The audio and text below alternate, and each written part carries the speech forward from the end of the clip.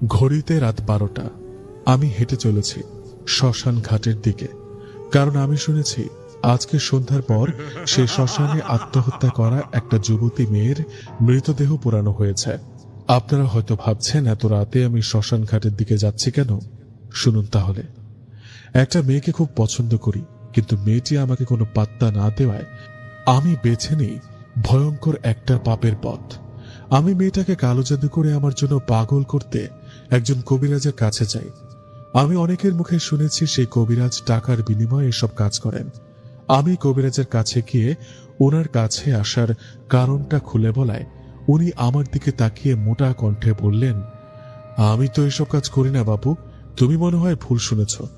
কবিরাজের মুখে কথাটা শুনে আমি ওনাকে বিশ্বাসের সাথে বুঝিয়ে মোটা অঙ্কের টাকার অফার করলাম, কিন্তু এতেও উনি রাজি হলেন না। উনাকে কোনোভাবে রাজি করাতে না পেরে আমি যখন চলে আসব তখন উনি পেছন থেকে আমাকে ডাক দিয়ে বলেন, শোনো।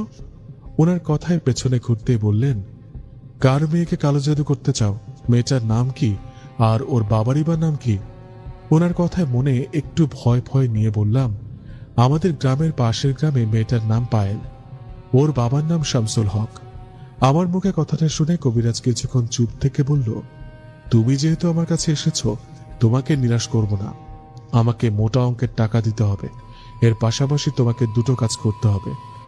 তোমার প্রথম কাজ হবে, যে মেয়েকে কালো জাদু করবে সেই মেয়ের জামার কোনো অংশ অথবা মাথার একটু চুল আর ওর বাড়ির একটু মাটি। আর দ্বিতীয় যে কাজটা তোমাকে করতে হবে সেটা একটু ভয়ানক। তোমাকে কোনো এক শ্মশান ঘাট থেকে কোনো এক যুবতী মেয়ের মৃতদেহের পুড়ে যাওয়া ছাই আর তার মাথার খুলিটা আমাকে এনে দিতে হবে। কবিরাজের কথায় আমি বেশ খানিকটা অবাক হই, কারণ এরকম কাজ কখনো করব তো দূরের কথা, ভাবিনি কখনো। কিন্তু আমার যে ওই মেয়েকে চাই, মেয়েটাকে আপন করে পেতে কবিরাজের কথায় রাজি হই। কবিরাজের শর্ত মোতাবেক আমি পায়েলের বাড়ির মাটি ও পায়েলের জামার একটু অংশ ম্যানেজ করি।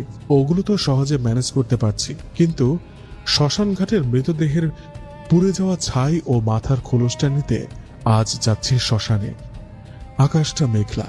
আমি আপন মনে হেঁটে চলেছি শ্মশান ঘাটের দিকে। আমার বাড়ি থেকে বেশ খানিকটা দূরে একটা নদীর তীরে সে শ্মশান। জায়গাটা একটু নিরিবিলি। শ্মশান ঘাটের পাশে পুরনো একটা বট গাছ।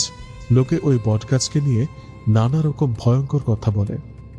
আমি এসব ভাবতে চাচ্ছি না, কিন্তু ভাবনা চলে আসে। পায়েল নামে একটা মেয়েকে কালো জাদু করে আপন করে পাবার নেশায় আমি সব ভয় কাটিয়ে পৌঁছে গেলাম শ্মশান ঘাটে।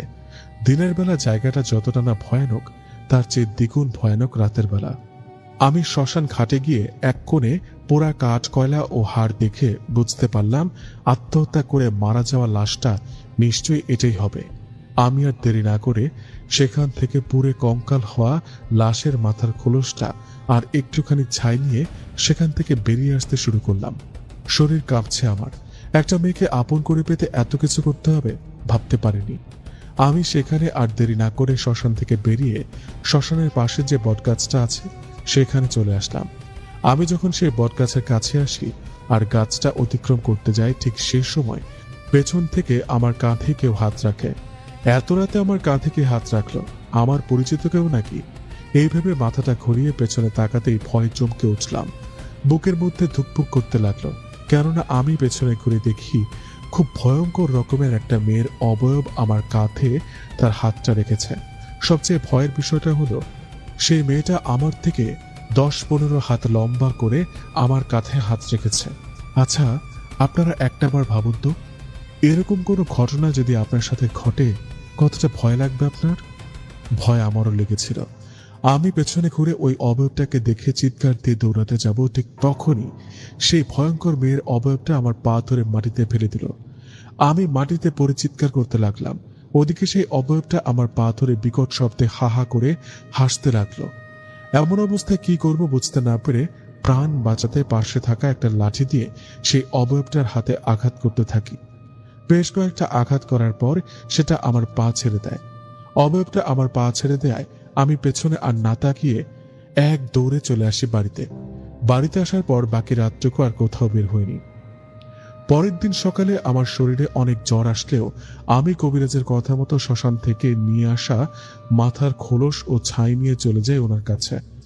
আমি ঠিকঠাকভাবে সবকিছু নিয়ে আসায় কবিরাজ অনেক খুশি হন। আর আমার নিয়ে আসা জিনিসগুলো দিয়ে উনি কি জানি জাদুটোনা করে একটা ছোট হাড়ি আমাকে দিলেন। হাড়িটা আমাকে দিয়ে বললেন, এই হাড়িটা ওই মেয়ের বাড়ির পেছনে কোথাও পুঁতে রাখতে। এটা করলে কিছুদিনের মধ্যে আমি ফলাফল পাবো। পায়েল নামে মেয়েটা আমার প্রেমে পাগল হয়ে যাবে। কবিরাজের মুখে কথাটা শুনে আমি বাড়িতে চলে আসি আর ওই হাড়িটা মেয়েটার বাড়ির পেছনে পুঁতে রেখে আসি। এই ঘটনার 3 দিন আমার সাথে কিছু না ঘটলেও চতুর্থ দিনে আমার সাথে শুরু হয় ভয়ঙ্কর কিছু ঘটনা। আমি রাত হলে স্বপ্নে সেই ভয়ঙ্কর মেয়েটার অবয়ব দেখতে থাকি। সেই অবয়বটা আমাকে দেখে রেগে বিড়বিড় করে কি জানি বলে। এভাবে আতঙ্কের মাঝে কেটে যায় আরো 3টা দিন। 3 দিন পর আমি যেন পুরোপুরি ডুবে যাই ভয়ের জগতে। কারণ সেই মেয়েটার অবয়বকে আমি আর স্বপ্নে না দেখতে পাই বাস্তবে। আমি কোথাও একা যেতে পারি না। ওই মেয়েটা ভয়ঙ্কর রূপ নিয়ে আমার দিকে তাকিয়ে থাকে। সেই ভয়ঙ্কর মেয়েটার অবয়বটাকে শুধু আমিই দেখতে পাই, অন্য কেউ দেখতে পায় না। এদিকে কথাগুলো কাউকে বলতেও পারি না। কি করব বুঝতে না পেরে সেই কবিরাজের কাছে গেলাম। ওনার কাছে গিয়ে সব ঘটনা খুলে বলায় কবিরাজ আমাকে একটু ঝাড়ফুঁক দিয়ে বললেন, ওসব কিছু না, হয়তো কোনো জিন তোমার পেছনে লেগেছে, সমস্যা নেই, সব ঠিক হয়ে যাবে। কবিরাজের কথায় আর ঝাড়ফুঁক নিয়ে আমি বাড়িতে চলে আসি, কিন্তু এতেও আমার কোনো উন্নতি হয় না। আমার শরীর ধীরে ধীরে খারাপ হতে থাকে। এদিকে সেই মেয়েটার ভয়ঙ্কর রূপ আর স্বপ্নে আসা বিষয়গুলো আমাকে দিনের পর দিন মেরে ফেলছিল। এমন অবস্থায় আমি কি করব, কার কাছে যাব, কিছুই বুঝে উঠতে না পেরে আমাদের মসজিদের ইমাম হুজুরের কাছে গিয়ে সমস্ত কথা ওনাকে খুলে বলি। আমি ওনাকে সব ঘটনা খুলে বলায় ইমাম হুজুর অবাক হয়ে আমার দিকে তাকিয়ে বললেন, বাবারে, তুমি জানো তুমি কত বড় পাপ কাজ করেছো? তুমি কুফরি করছো, কালো জাদু করছো। এতে তোমার ঈমান চলে গেছে। তোমাকে আবার কালেমা পড়ে মুসলমান হতে হবে। তুমি বাবা বড় বিপদের মধ্যে পড়েছো। জানি না তোমার সামনে কি হবে। আমি তোমাকে পুরো সাহায্য না করতে পারলেও আমার সাথে থাকা বন্ধুজনের মাধ্যমে কিছুটা সাহায্য হলেও করতে পারবো। ইমাম হুজুরের কথাগুলো শুনে নিজেকে যেন বড় অপরাধী মনে হচ্ছিল। একটা মেয়েকে আপন করে পেতে কালো জাদু করা আমার ঠিক হয়নি। আমি ইমাম সাহেবের কথায় আবার কালেমা পড়ে মুসলমান হই আর উনাকে বলি, আপনি একটু আপনার সাথে থাকা বন্ধুজনের মাধ্যমে খবর নিয়ে দেখুন তো আমার পেছনে ওই ভয়ঙ্কর মেয়ের অবয়বটা কেন পড়ে আছে। আমি কেন ওকে সব জায়গায় দেখতে পাই। আরেকটা কথা, আমি ওই মেয়েটাকে কালো জাদু করার পর ওই মেয়েটার কোনো কিছুই হচ্ছে না কেন? কবিরাজ তো বলেছিল কালো জাদু করলে মেয়েটা আমার জন্য পাগল হয়ে যাবে। আমার কথাগুলো শুনে ইমাম সাহেব মুচকি একটা হাসি দিয়ে বলল, ঠিক আছে, তুমি আজকে চলে যাও। কালকে আসরের নামাজের পর বিকেলে আমার কাছে এসো। আমি তোমাকে যা যা জানতে পারি সবটা বলবো। হুজুরের কথা মতো পরের দিন আসরের নামাজের পর বিকেলবেলা চলে গেলাম ইমাম হুজুরের কাছে।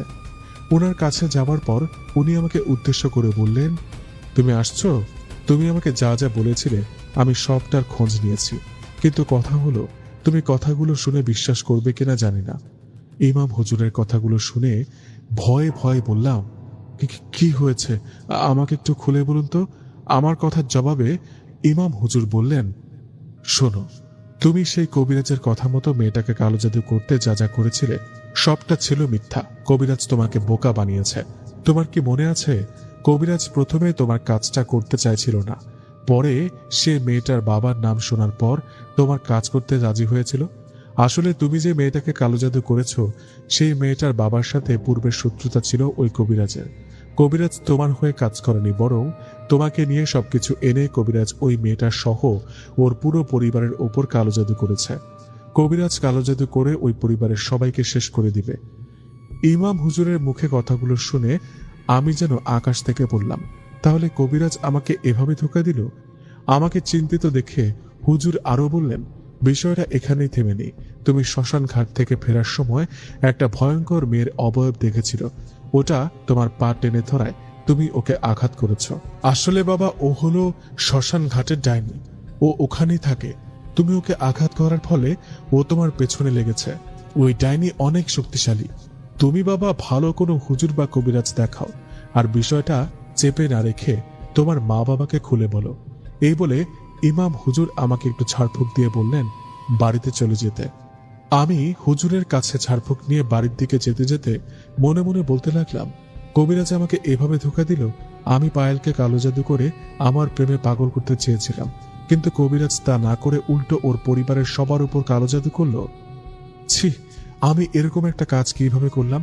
নিজেকে বড় অপরাধী লাগছে। আমার জন্য একটা পরিবার এভাবে শেষ হয়ে যাবে?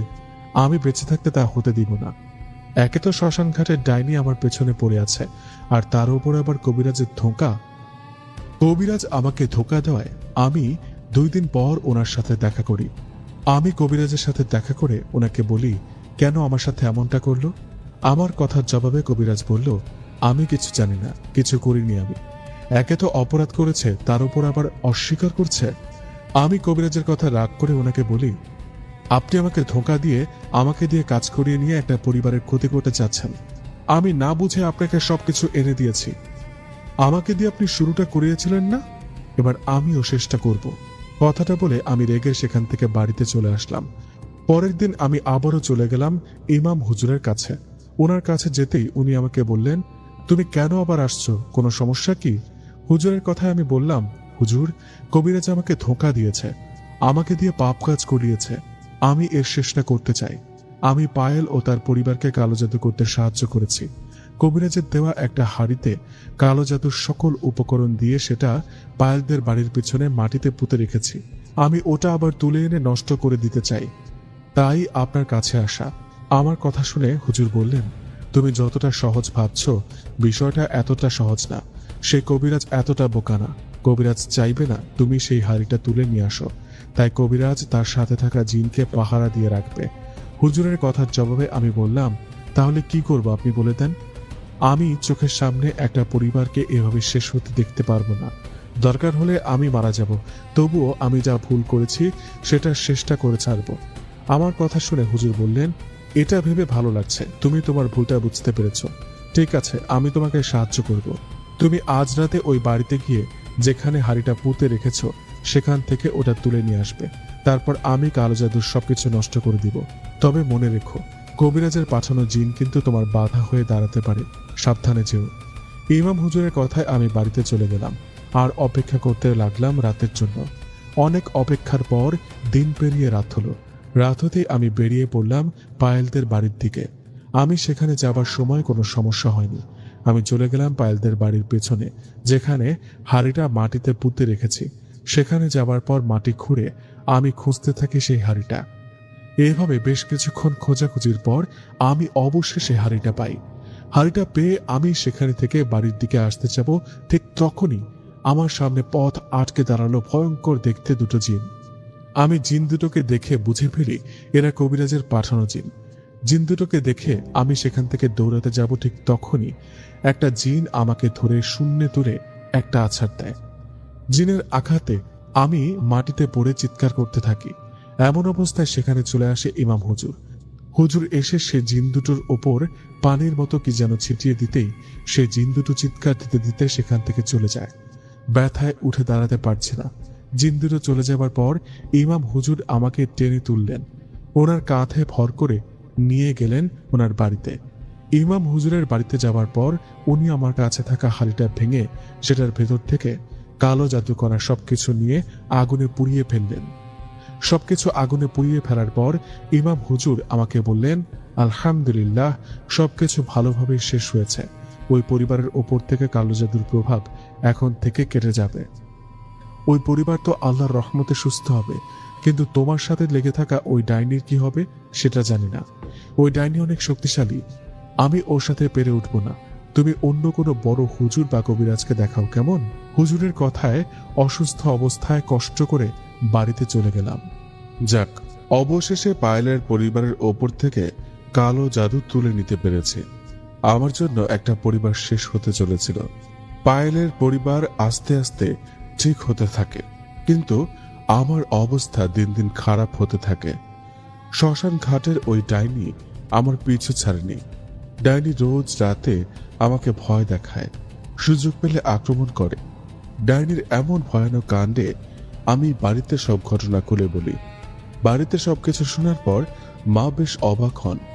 আমি যে এরকম একটা কাজ করেছি ওরা বিশ্বাস করতে পারছে না। আমি সবকিছু বলায় মা বাবা আমাকে অনেক বকাঝকা করে, কিন্তু আমি তো না বুঝে একটা ভুল করেছি। তাই পরের দিন বাবা একজন কবিরাজ নিয়ে আসেন আমাদের বাড়িতে। কবিরাজ এসে আমাকে দেখে বলে, ওর অবস্থা তো ভালো না, ওর পেছনে একটা ভয়ঙ্কর ডাইনি লেগেছে। আপনারা তো আমাকে ডাকতে দেরি করে ফেলেছেন। আপনাদের ছেলের শরীরের শক্তি কমে যেতে শুরু করেছে, কিছুদিন পর ও বিছানায় পড়ে যাবে। যদিও দেরি করে ফেলেছেন, তবুও আমি চেষ্টা করে দেখি কিছু করতে পারি কিনা। এই বলে কবিরাজ রুকিয়া করে ডাইনিকে হাজির করতে চায়, কিন্তু ডাইনি কোনোভাবেই হাজির হয় না। ডাইনিকে হাজির করতে না পেরে কবিরাজ আমাদের বাড়ি বন্ধ ও আমার শরীর বন্ধ করার জন্য তাবিজ দেন। বাড়ি বন্ধ ও তাবিজ দেওয়ার পর কবিরাজ চলে যান। কবিরাজ চলে যাবার বেশ কদিন ভালো থাকলেও আবারও শুরু হয় সেই ভয়ঙ্কর ডাইনির অত্যাচার। ডাইনি আবারও আমার কাছে আসতো, রাতে আমাদের বাড়িতে ঢিল ছুড়ত। এছাড়াও আরো অনেক ভয়ের ঘটনা ঘটতে থাকে আমার সাথে। এরকম অবস্থায় মা বাবা যেখানে যার কাছে হুজুর কবিরাজের কথা শুনেছেন তাকেই নিয়ে আসছেন, কিন্তু দুঃখের বিষয় হলো আমি কিছুতেই সুস্থ হচ্ছিলাম না।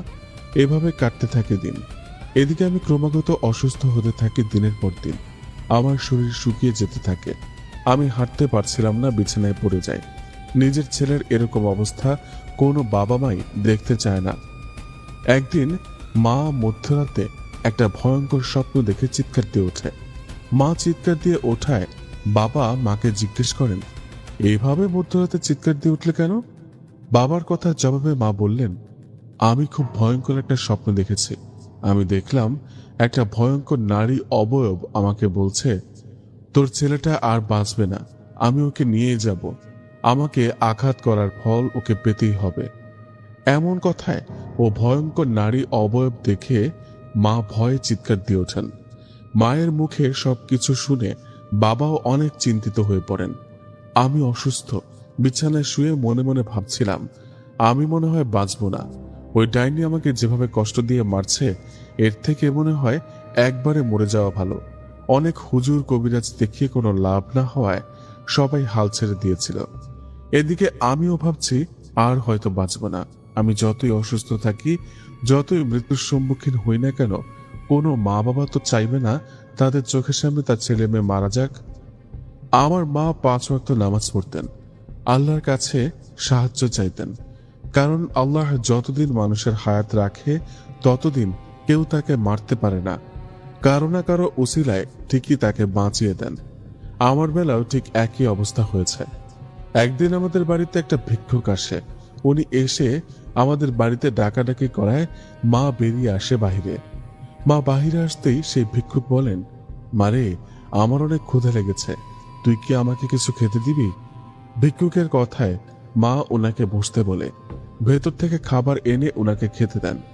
খাবার খেতে খেতে সেই ভিক্ষুক মাকে বলে, তোর ছেলেটা অনেক অসুস্থ, তাই না রে মা? ওনার কথা শুনে মা অবাক হয়ে বলেন, আপনি কিভাবে জানেন? আমি তো আপনাকে বলিনি।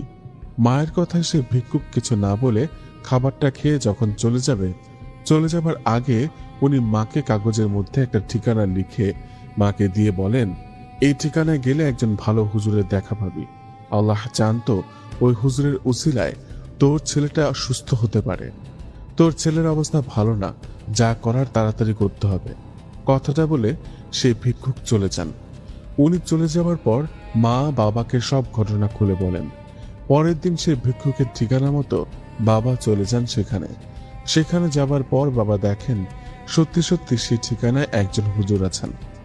বাবা হুজুরের কাছে গিয়ে গতকালের সব ঘটনা খুলে বলেন। বাবা বলেন, একজন ভিক্ষুক এসে ওনার ঠিকানা দিয়ে চলে গেছেন। বাবার কথায় হুজুর বলেন, আপনি বসেন, আমি জানি আপনি আমার কাছে আসবেন। হুজুরের কথায় বাবা ওনাকে প্রশ্ন করেন, হুজুর, আপনি কিভাবে জানেন? আর ওই ভিক্ষুকটাকে আপনি কিভাবে চেনেন?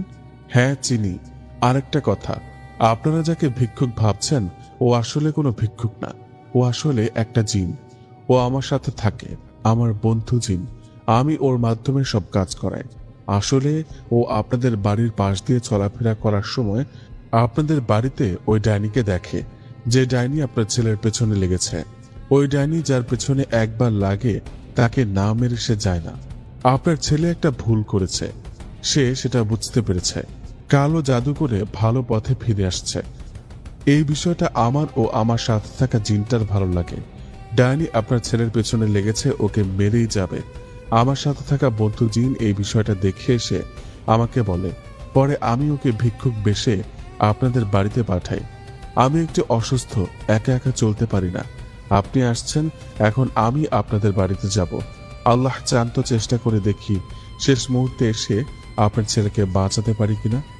কথাটা বলে হুজুর বাবার সাথে আমাদের বাড়িতে আসলেন। আমার অবস্থা তখন খুবই খারাপ ছিল, আমি বিছানা থেকে উঠতে পারছিলাম না। হুজুর আমার কাছে এসে দোয়া কালাম পড়ে আমাকে ঝাড়ফুঁক দেন আর গ্লাসে পানি পরে সেটা খেতে দেন। হুজুরের কথা মতো আমি সেটা খাই। এর ঠিক কিছুক্ষণ পর আমার শরীরে হুজুর সেই ডাইনিকে হাজির করান। ডাইনি আমার শরীরে হাজির হবার পর আমার আর কিছুই মনে নেই। আমি পরে মা বাবার মুখ থেকে যেটা শুনেছি সেটাই এখন বলছি। সেই ডাইনি আমার শরীরে ভর করার পর আমার কণ্ঠে হুজুরকে বলে ওঠেন, হুজুর, আমাকে কেন ডাকা হলো? আপনি কি আমার ব্যাপারে কিছু জানেন না? সব জেনে শুনে আমাকে হাজির করানো কি ঠিক হলো? আপনি যে কাজে আসছেন এটা কোনোভাবেই সম্পূর্ণ করতে পারবেন না, তাই এখান থেকে চলে যান। ডাইনির কথা জবাবে হুজুর বলেন, আমি আপনার সম্পর্কে জানি, আপনি আমার সম্পর্কে জানেন কিনা জানি না। আপনি আগে এটা বলেন, এই ছেলেটার পেছনে কেন লেগেছেন? হুজুরের কথায় ডাইনি বলেন, আমি ওই শ্মশানে থাকি, বলতে পারেন পাহারা দিই। এই ছেলেটা গভীর রাতে শ্মশানে গিয়ে পুড়ে যাওয়া মৃতদেহের মাথার খোলস আর ছাই নিতে গিয়েছিল। আমি তো জানি এগুলো কালো জাদুর কাজে ব্যবহার করা হয়, তাই ওর পথ আটকে দাঁড়ায়।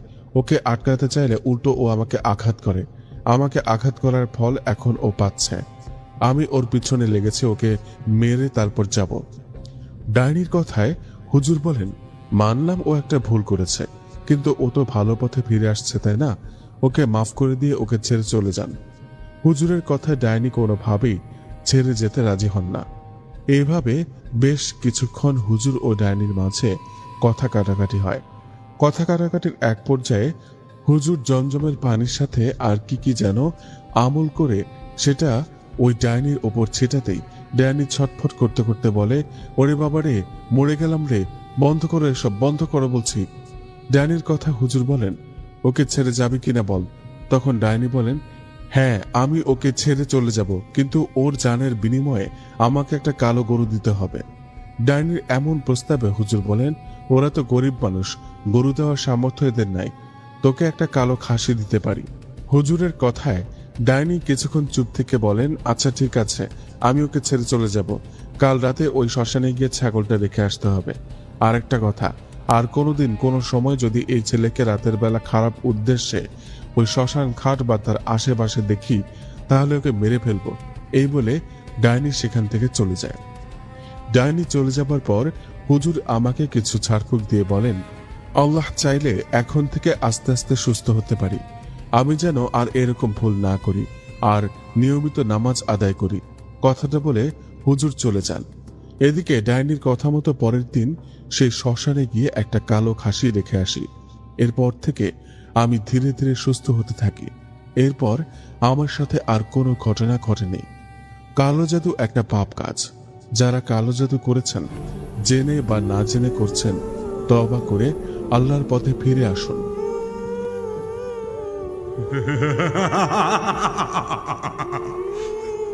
ঘটনাটা ঘটে এক অমাবস্যার রাতে, যখন আকাশে কোনো চাঁদের আলো ছিল না, শুধু তারার ফিকে আলো। আমার দাদা তখন কবরস্থানের পাশে একটা ছোট মাটির ঘরে থাকতেন, কারণ কবরস্থান দেখাশোনার দায়িত্ব তার উপর ছিল। আর সম্প্রতি কয়েকটা কবর থেকে মাটি সরে যাওয়ার অভিযোগ পাওয়া যাচ্ছিল বলে তিনি নিয়মিত রাতে টহল দিতেন। সেই রাতে ঘুমের মধ্যে দাদার কানে আসে একটা অস্বাভাবিক শব্দ, মাটি খোঁড়ার মতো একটা ঘসঘাস শব্দ, সাথে চাপা স্বরে কেউ যেন কিছু আবৃত্তি করছে। দাদা সাবধানে উঠে লণ্ঠনটা না জ্বালিয়ে অন্ধকারেই বাইরে বেরোলেন। কবরস্থানের দিকে এগিয়ে যেতে যেতে তিনি দেখলেন এক কোণে, যেখানে সপ্তাহখানেক আগে গ্রামের এক বৃদ্ধ কৃষক সমীর আলীকে দাফন করা হয়েছিল, সেখানে দুটো অবয়ব নিচু হয়ে বসে আছে।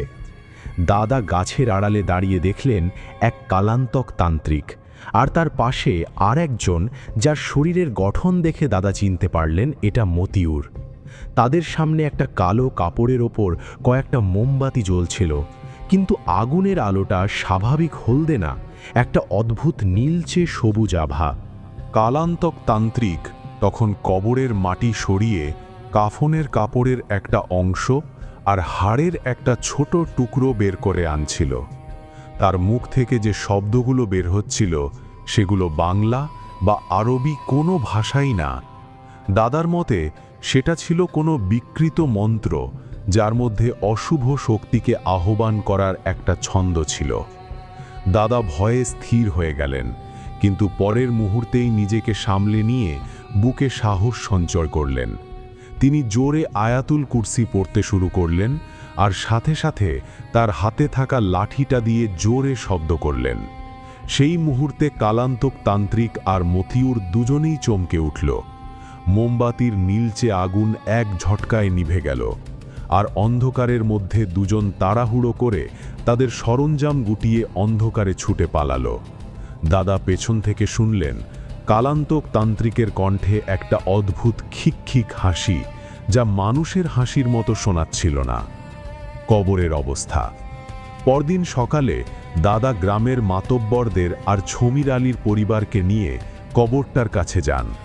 দৃশ্যটা দেখে সবাই হতভাগ হয়ে গেল।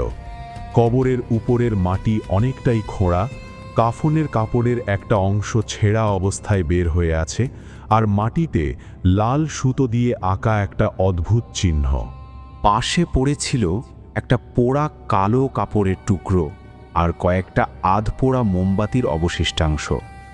সমীর আলীর ছেলে এই দৃশ্য দেখে কান্নায় ভেঙে পড়লেন।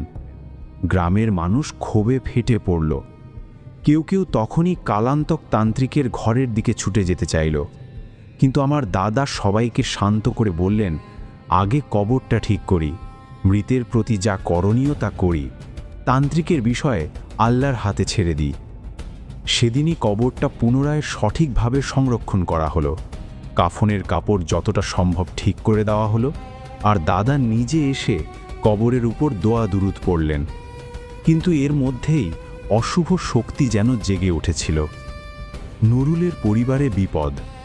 কয়েকদিনের মধ্যে নুরুল ইসলামের পরিবারে অস্বাভাবিক ঘটনা ঘটতে শুরু করল। তার স্ত্রী রাতে ঘুমের মধ্যে আতঙ্কে চিৎকার করে উঠতেন। তিনি বলতেন স্বপ্নে তিনি একটা মানুষের অবয়ব দেখেন, যার শরীরে মাটি লেগে আছে, মুখটা আধ পচা, আর সে ক্রমাগত তার দিকে এগিয়ে আসছে। নুরুল নিজে রাতের বেলা প্রচণ্ড জ্বরে কাঁপতে শুরু করলেন, কিন্তু সকাল হলে জ্বর চলে যেত। কোনো ডাক্তার, কোনো ওষুধে কাজ হচ্ছিল না।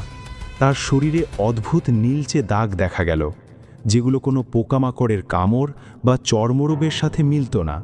নুরুলের ছোট মেয়েটাও রাতে ঘুমের মধ্যে এমনভাবে কথা বলতে শুরু করল যেন অন্য কেউ তার মুখ দিয়ে কথা বলছে। সে একদিন গভীর রাতে উঠে দরজার কাছে গিয়ে দাঁড়িয়ে বলেছিল, ও আসছে, মাটির নিচ থেকে আসছে। তারপর পরদিন সকালে তার এই কথার কিছুই মনে ছিল না। একই সাথে ছমির আলীর পরিবারেও অস্থিরতা শুরু হলো। তারা স্বপ্নে দেখতে শুরু করলেন তাদের মৃত বাবা কবরের ভেতরে অস্থির হয়ে আছেন, যেন তাকে কেউ শান্তিতে থাকতে দিচ্ছে না। ছমির আলীর স্ত্রী এক রাতে স্বপ্নে দেখেছিলেন তার স্বামী তার সামনে এসে বলছেন, আমার শরীরের একটা অংশ অন্য জায়গায় চলে গেছে, আমাকে শান্তি দাও। কালান্তক তান্ত্রিকের পরিণতির শুরু। কালান্তক তান্ত্রিকের নিজের জীবনেও তখন অদ্ভুত পরিবর্তন আসতে শুরু করেছিল। যে ঘরে সে থাকত, তার আশেপাশের প্রতিবেশীরা রাতে সেখান থেকে অদ্ভুত গোঙানির শব্দ আর কিছু একটা টানাটানির শব্দ শুনতে পেতেন। কালান্তক নিজে দিনে দিনে শুকিয়ে যাচ্ছিল। তার ইতিমধ্যেই লালচে চোখ আরও গভীর হয়ে যাচ্ছিল, যেন রাতের পর রাত সে ঘুমাতে পারছে না। বাজারের এক দোকানদার একদিন বলেছিলেন তিনি কালান্তককে দিনের আলোতে একা একা রাস্তায় কথা বলতে দেখেছেন, যেন কেউ তার পাশে আছে, কিন্তু আসলে কেউ ছিল না। আরেকজন বলেছিলেন রাতে তান্ত্রিকের ঘরের জানালায় তিনি একটা ছায়া মূর্তি দেখেছেন, যার আকৃতি মানুষের মতো, কিন্তু অস্বাভাবিক রকম লম্বা আর বিকৃত। পুজো হয়ে হাঁটছে। এক রাতে তান্ত্রিকের ঘরের ঠিক পাশের প্রতিবেশী করিম মোল্লা রাতে প্রস্রাব করতে বাইরে গিয়েছিলেন। তিনি ফিরে আসার সময় তান্ত্রিকের ঘরের জানালার দিকে চোখ পড়ে যায়। তিনি দেখেন জানালার ভেতর দিয়ে একটা দীর্ঘ বিকৃত অবয়ব ধীরে ধীরে ঘরে প্রবেশ করছে, যার শরীর থেকে যেন মাটির গন্ধ ভেসে আসছিল। ঠিক তখনই ঘরের ভেতর থেকে কালান্তকের একটা গগন বিদারী চিৎকার শোনা যায়। করিম মোল্লা ভয়ে দৌড়ে নিজের ঘরে গিয়ে দরজা বন্ধ করে দেন। পরদিন সকালে যখন প্রতিবেশীরা তান্ত্রিকের ঘরের দরজা ধাক্কা দিয়ে খোলেন, তারা দেখেন কালান্তক মেঝেতে অজ্ঞান অবস্থায় পড়ে আছে। তার শরীরে গভীর নখের আঁচড়ের মতো দাগ, আর মুখ থেকে একটা অস্বাভাবিক পচা মাটির গন্ধ আসছিল। রুকইয়া ও প্রতিকার এই খবর গ্রামে দ্রুত ছড়িয়ে পড়ল। আমার দাদা তখন গ্রামের আরও কয়েকজন আলেমের সাথে পরামর্শ করে সিদ্ধান্ত নিলেন এই বিষয়টার একটা স্থায়ী সমাধান করতে হবে। প্রথমে তারা সমীর আলীর কবরের কাছে গিয়ে আবার দোয়া দুরুদ পড়লেন, কোরআনের আয়াত তেলাওয়াত করলেন এবং পরিবারকে নিয়ে মৃতের প্রতি যা করণীয় তা সম্পন্ন করলেন। দাদা গ্রামের মানুষকে বলেছিলেন, মৃতদের কবর অলঙ্ঘনীয়। কেউ যদি কবর থেকে কিছু নিয়ে অসৎ উদ্দেশ্যে ব্যবহার করে, তার প্রভাব শুধু তার উপরেই পড়ে না, পুরো এলাকার ওপর পড়তে পারে। আমাদের এখন উচিত আল্লাহর কাছে ক্ষমা প্রার্থনা করা আর প্রতিরক্ষামূলক আমল করা। প্রিয় দর্শক শ্রোতা, আজকের এই ঘটনাটি আপনাদের কেমন লাগলো অবশ্যই কমেন্ট বক্সে জানিয়ে যাবেন। যদি ভালো লাগে তাহলে অবশ্যই শেয়ার করবেন এবং আমাদের পাশেই থাকবেন। ধন্যবাদ সবাইকে। চলুন এখন চলে যাই পরবর্তী একটি ঘটনায়।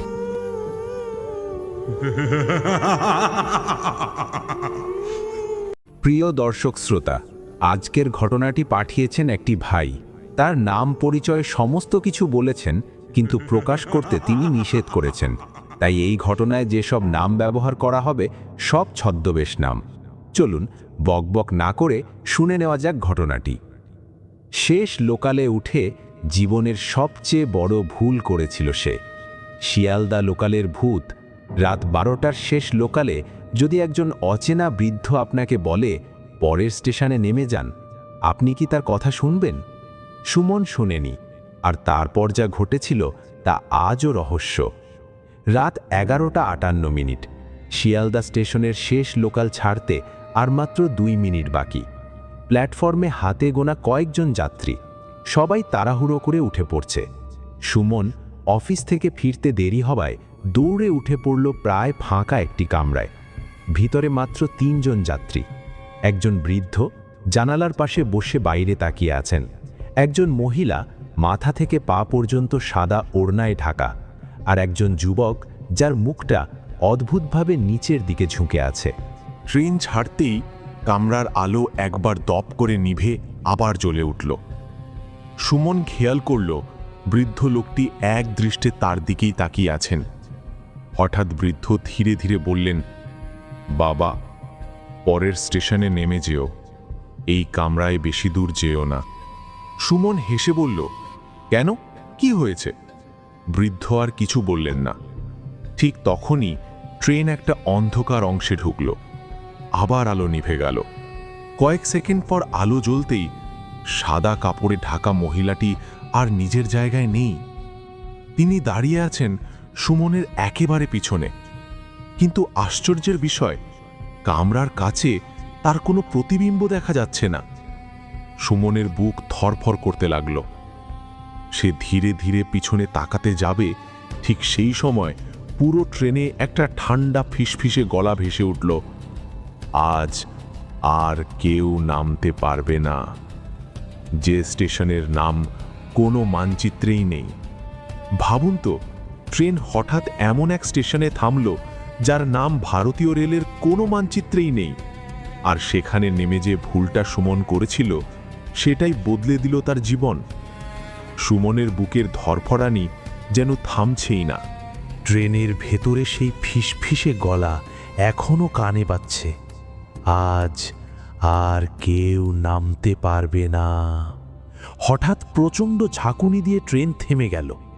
সুমন জানালা দিয়ে বাইরে তাকিয়ে অবাক হয়ে গেল। প্ল্যাটফর্মে বড় বড় অক্ষরে লেখা নিশিপুর। সে জীবনে কখনো এই স্টেশনের নাম শোনেনি। সবচেয়ে অদ্ভুত ব্যাপার, প্ল্যাটফর্মে একটাও মানুষ নেই, না কোনো দোকান, না কোনো আলো, না কোনো ঘোষণা। শুধু কুয়াশার মধ্যে দূরে একটা লণ্ঠন হাতে একজন দাঁড়িয়ে আছে। ঠিক তখনই সেই বৃদ্ধ আবার বললেন, যাই হোক, দরজা খুললেও নামবে না, যারা নামে তারা আর ফেরে না। কিন্তু সুমন দেখল সাদা কাপড়ে ঢাকা মহিলাটি ধীরে ধীরে ট্রেন থেকে নেমে গেল। তার পেছন পেছন মাথা নিচু করে থাকা যুবকটিও নেমে গেল। দুজনেই কুয়াশার মধ্যে মিলিয়ে গেল। হঠাৎ সুমনের মোবাইলে নেটওয়ার্ক ফিরে এলো। একটা মেসেজ ভেসে উঠল, যদি বাঁচতে চাও এখনই ট্রেন থেকে নেমে যাও। কোনো নম্বর নেই, কোনো নাম নেই, শুধু এই একটি বাক্য। সুমন কি করবে বুঝতে পারছিল না। বৃদ্ধ বলছেন নামতে না, অজানা মেসেজ বলছে নেমে যেতে। ঠিক তখনই ট্রেনের সব দরজা একসঙ্গে খুলে গেল। বাইরে থেকে ভেসে এলো এক শিশুর কান্না, দাদা আমাকে বাঁচাও। সুমনের মনে হলো এই কণ্ঠস্বর সে আগে কোথাও শুনেছে। কোনো কিছু না ভেবেই সে ট্রেন থেকে নেমে পড়ল। নামার সঙ্গে সঙ্গে ট্রেনের দরজা বন্ধ হয়ে গেল। কয়েক সেকেন্ডের মধ্যে পুরো ট্রেনটা কুয়াশার মধ্যে মিলিয়ে গেল। স্টেশনে এখন শুধু সুমন একা, আর ঠিক তার পেছন থেকে একটা ঠান্ডা হাত এসে ধীরে ধীরে তার কাঁধে স্পর্শ করল। একটা কর্কশ গলা বলল, এতদিন পর আর একজন এসে পৌঁছল। 50 বছর ধরে যে অভিশপ্ত স্টেশন শত শত মানুষকে বন্দি করে রেখেছিল, আজ সেই অভিশাপ ভাঙবে। কিন্তু তার জন্য একজনকে চিরতরে শেষ লোকালের যাত্রী হয়ে যেতে হবে। নিশিপুর স্টেশনের বাতাস হঠাৎ ভারী হয়ে উঠল। চারদিকে দাঁড়িয়ে থাকা কালো ছায়াগুলো একসঙ্গে পিছিয়ে যেতে লাগল। ত্রিশূল হাতে সেই রহস্যময় সাধু ধীরে ধীরে এগিয়ে এলেন। তার চোখে কোনো রাগ নেই, শুধু গভীর শান্তি। সুমন কাঁপা গলায় বলল, আপনি কে? সাধু মৃদু হেসে বললেন, আমি কোনো ভূত নই, আমি এই অভিশপ্ত স্থানের রক্ষক। বহু বছর ধরে অপেক্ষা করছি এমন একজন মানুষের জন্য যে নিজের প্রাণ বাঁচানোর আগে অন্যদের কথা ভাববে। সুমন অবাক হয়ে বলল, আমি তো কিছুই করিনি। সাধু উত্তর দিলেন, করেছ। ট্রেন থেকে নামার সময় তুমি নিজের কথা ভাবনি, তুমি সেই শিশুর কান্না শুনে নেমেছিলে। স্বার্থপর মানুষ কখনো এই স্টেশনে নামে না, তারা ভয়ে দরজা বন্ধ করে বসে থাকে। নিশিপুরে আসল সত্য।